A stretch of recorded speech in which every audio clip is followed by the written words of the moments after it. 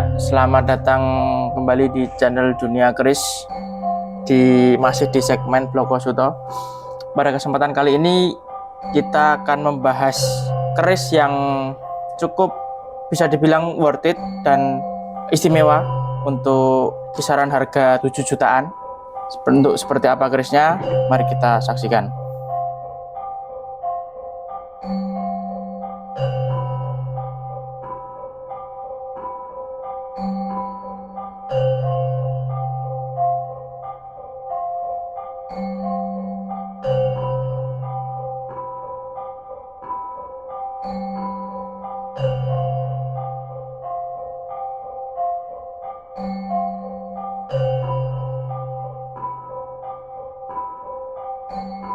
Ya, seperti ini untuk penampakan warangka secara keseluruhannya.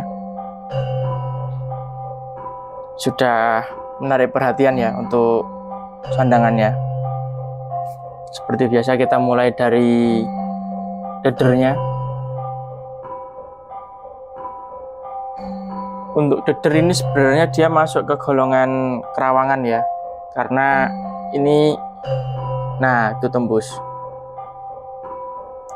Jadi kalau dia deder dengan cukitan yang kerawang, dia pasti tembus. Bawah juga sama, dia tembus. Untuk detail cukitannya seperti ini.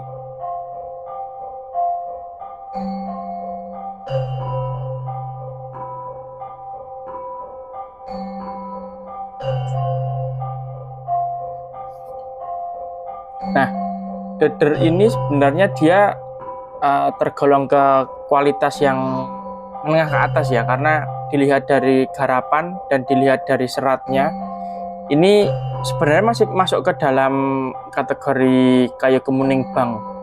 Kemuning bang itu di atasnya kayu kemuning ya. Jadi untuk kualitasnya itu setara, bukan setara, tapi setingkat di bawah dengan tayuman. Jadi untuk bobotnya dia juga antep. Coraknya juga enak dilihat, seratnya jelas, juga ada sedikit kalau bahasanya kok untuk di handle tayuman itu ada coronya, jadi dia ada unyeng-unyeng lingkaran. Ini juga sama. Nah, tapi ini kalau saya pribadi ini masih kayu kemuning bang, belum bisa untuk dikategorikan ke tayuman, karena kalau tayuman warnanya dia merah, hampir kayak nogosari. Oke, kita lanjut ke bagian mendak. Untuk mendaknya dia gaya Solo, gaya Surakarta, dengan model kendit. Jadi dia ada permatanya yang melingkar, tapi untuk ini dia permatanya permata sintetis, bukan permata inten, yakut, atau bahkan berlian. Zircon juga bukan, ini masih sintetis gitu. Lalu kita beralih ke bagian utama pada warangkanya atau sandangannya, yaitu di pelokan. Ini pelokannya coraknya ramai banget, dia nginden karena terbuat dari kayu Trembalo Aceh, dan biasanya atau rata-rata kayu Trembalo Aceh itu memang nginden, jadi kayak gemerlap seperti ini, kayak ada hologramnya kalau digerakkan, jadi terkesan nyala. Ini iras tanpa sambungan, iras utuh. Jadi dia ladrang Surakarta. Tapi kalau untuk model seperti ini apakah bisa dibilang ladrang capu, saya juga ragu masuk ke ladrang capu atau kesatrian. Tapi kalau dilihat dari ininya kelihatannya bukan capu. Ini ada namanya sendiri tapi saya lupa. Mungkin bisa rekan-rekan bisa ditambahkan atau bisa mencari untuk literasi yang lain juga. Seperti itu. Untuk warangkanya dilengkapi dengan pendok belewahan dia berbahan dasar kuningan.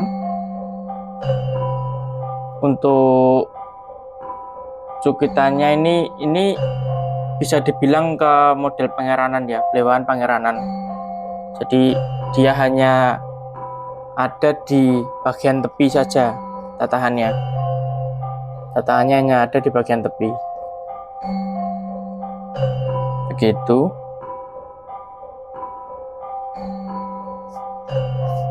Untuk tapak belakangnya masih utuh, bawah utuh, samping utuh, tidak ada peok, tidak ada sobek atau lubang, masih utuh. Begitu. Sudah saatnya kita masuk ke isi dari warangka ini.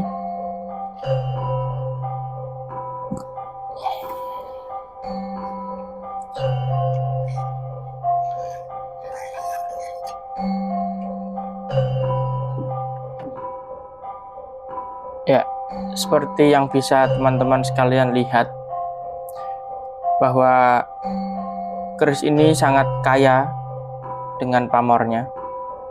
Jadi cukup ramai di bilahnya. Dan dengan pamor seperti ini, kalau saya pribadi atau mungkin beberapa rekan juga lebih suka memasukkannya ke dalam pedaringan kebak. Jadi untuk pamornya adalah pamor pedaringan kebak dengan detail yang dia polanya tidak beraturan, ada yang lingkaran, ada yang garis, ada yang hanya putih saja tanpa pola. Nah, dengan model pola seperti ini memenuhi syarat untuk dimasukkan ke dalam kategori pedaringan kebak.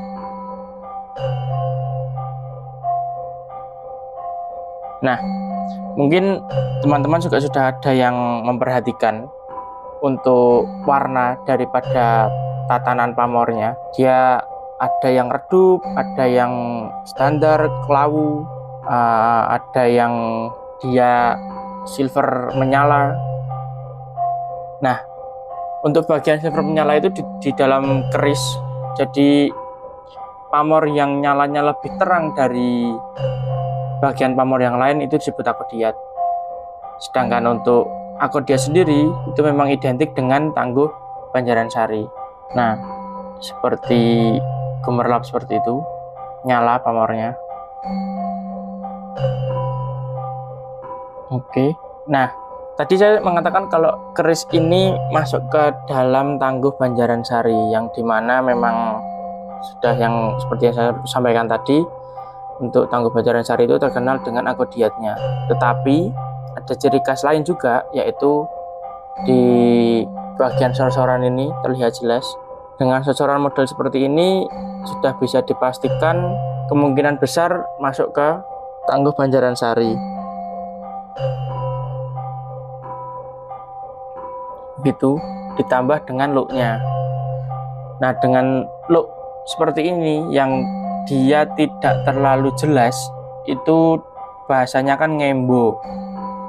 Looknya look ngembo. Look ngembo juga terdapat di beberapa tangguh, tidak hanya di Banjaransari saja. Contohnya yang paling mudah dijumpai adalah di tangguh Cirebon. Rata-rata keris di tangguh Cirebon, terutama di Cirebon Sepuh ya, Cirebon Sepuh itu dia looknya ngembo-ngembo semua.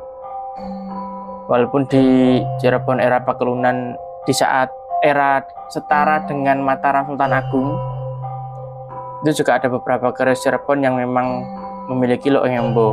Tapi juga ada di tangguh Cirebon yang looknya nggak ngembo. Nah, ini untuk tangguh Banjaransari. Jadi dia ada kemiripan di bagian look untuk seperti di tangguh Cirebon. Seperti itu. Untuk dapurnya sendiri dia standar ya, dia memiliki look berjumlah 9, lalu hanya ada pesetan saja, lalu ada jalen dan lawe gajah serta kembang kacang, ditambah terakhir greneng. Nah, dengan rincian seperti itu masuk ke dalam dapur Sempono Luk 9, karena Sempono juga ada yang Luk 7. Demikian.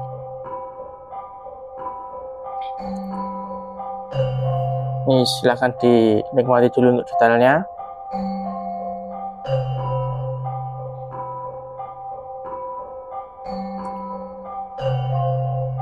Nah, jika teman-teman ingat di saat awal video ini dimulai, saya mengatakan bahwa keris ini layak atau bisa dibilang keris istimewa untuk dengan range harga di 7 jutaan karena dia tergolong utuh. Selain daripada utuh, dia juga orisinil ya, sepuh di Tangguh Banjaran Sari. Kondisinya masih sangat terawat, ditambah dengan pamornya yang cukup gebiar. Akodiatnya terlihat jelas, tatanan pamornya juga terlihat jelas. Seperti itu. Keris ini jika dibilang kecil, dia tidak termasuk ke keris kecil. Jika dibilang besar, dia juga tidak dibilang keris besar. Karena perbandingan daripada ukuran sor-soran dengan lebarnya itu yang menampakkan keris ini seolah-olah besar. Tapi sebenarnya untuk dimensinya sendiri dia masuk ke keris normal, keris standar. Coba kita ukur untuk panjangnya.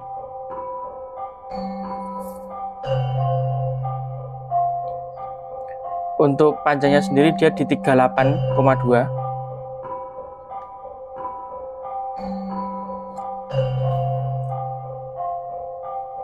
Lalu untuk gonjonya dia memiliki lebar di 9. Jadi dia memang lebar.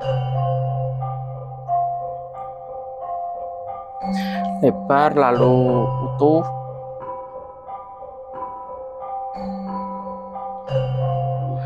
Kita coba untuk buka bagian handle-nya untuk melihat besi.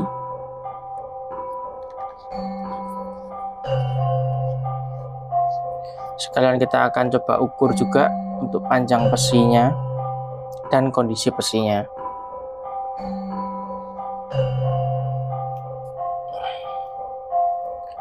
Bisa dilihat untuk kondisi besinya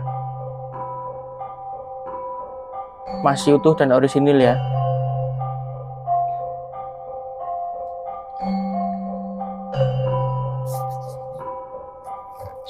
Untuk panjang besinya sendiri dia ada di 7,4 cm, sesuai dengan proporsional ukuran bilahnya. Kita coba pasang dulu, lalu sebentar lagi kita akan melihat kondisi keris ini di saat basah atau kondisi di saat diminyaki. Kalau tadi kita sudah melihat di bagian keringnya, kita akan coba lihat untuk diberi minyak.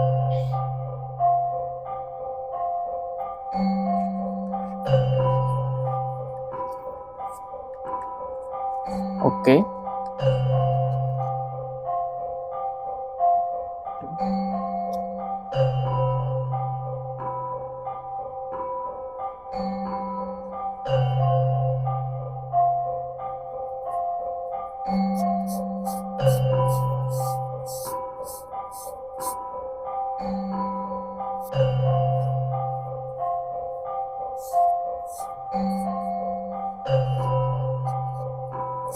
Langsung muncul untuk gradasi besinya.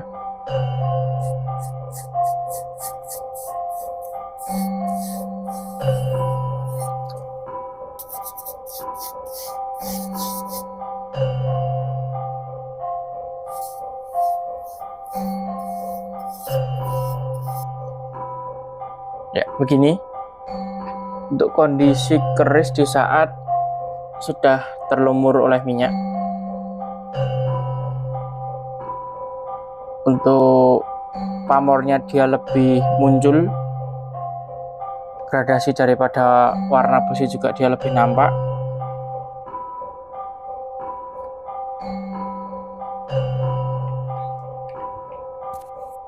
Oke, demikian ini untuk pamornya di saat terkena minyak, dan untuk material daripada besinya.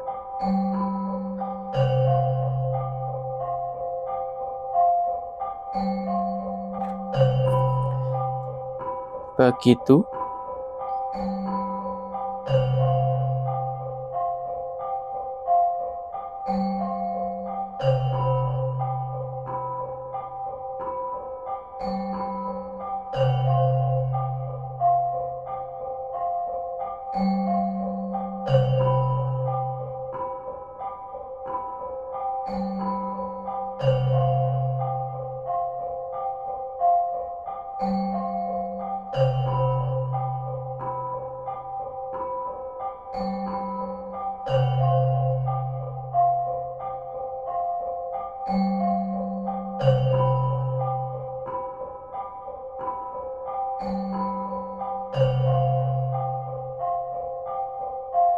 Silahkan seperti biasa, jika ada yang berminat dengan kerisnya, monggo.